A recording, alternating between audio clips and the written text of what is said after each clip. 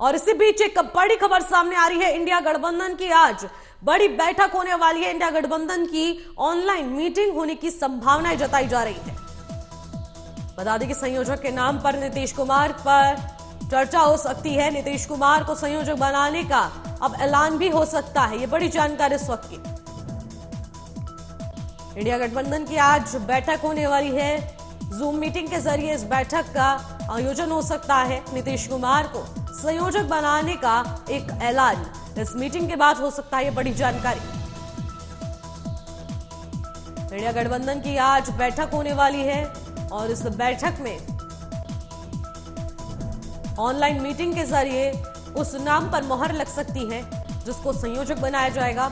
लगातार कयास लगाया जा रहा है कि नीतीश कुमार के नाम पर मोहर लग सकती है और नीतीश कुमार के नाम का ऐलान हो सकता है इंडिया अलायंस के संयोजक के रूप में। ये बड़ी जानकारी इस वक्त।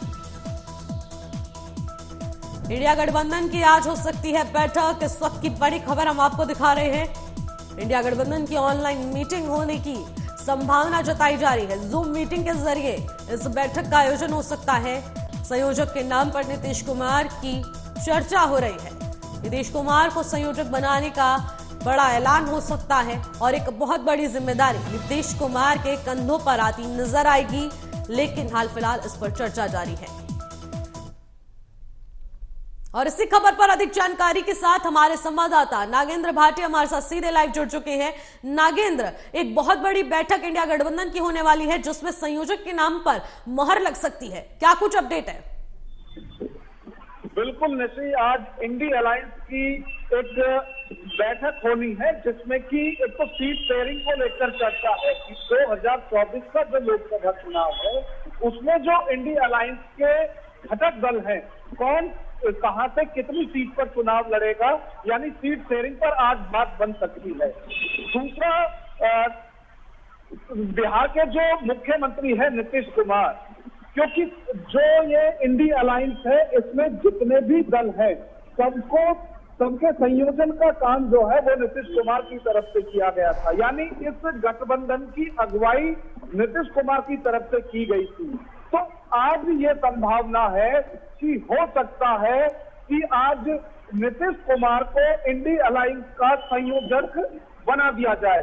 तो ये दो अहम मुद्दे हैं जिन पर कि आज गठबंधन की चर्चा होनी है। जिसे बिल्कुल नागेंद्र, लेकिन इंडिया अलायंस में आपसी कलह भी देखी जा रही है। तो अगर संयोजक नीतीश कुमार को बनाया जाता है तो इसके बाद क्या इंडिया अलायंस के बाकी पार्टियां इससे खुश नजर आएंगी या फिर और ज्यादा इंडिया अलायंस में तनाव पैदा हो सकता है? देखिए, इसमें खुश या दुख होने की कोई बात नहीं है, क्योंकि जिसको भी बनाया जाएगा, चाहे नीतीश कुमार को बनाया जाए या फिर किसी भी नेता को, किसी भी पार्टी के नेता को यदि इंडी अलायंस का संयोजक बनाया जाता है तो वो सर्वसम्मति से बनाया जाएगा, यानी कि उसमें सभी की सहमति होगी।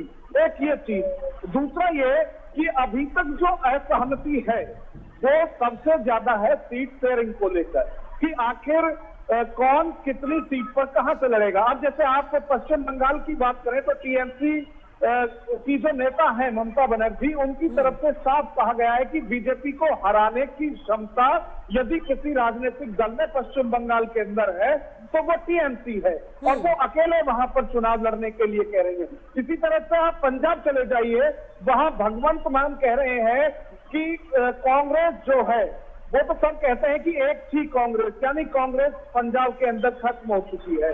तो वहां उसको लगता है आम आदमी पार्टी को कि अपने बलबूते वो वहां बीजेपी को हरा सकती है।